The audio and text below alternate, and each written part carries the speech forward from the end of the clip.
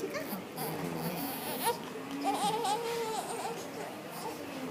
ร้องทำไมลูก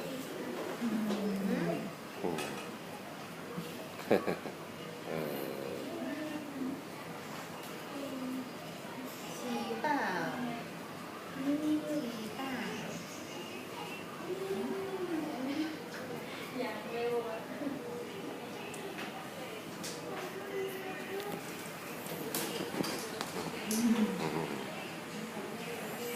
เดี๋ยวก็ทำลงที่1 บ่าย 3ทำทุก3ทำก็เที่ยงบ่าย 3 6 โมงเย็นนี่คุณแม่ลูกไปแล้วคุณก็ปั๊มเงินก่อนปั๊มเงินก็ไม่มีเงินปั๊มนะทีละทีทำวิดีโออะไรเ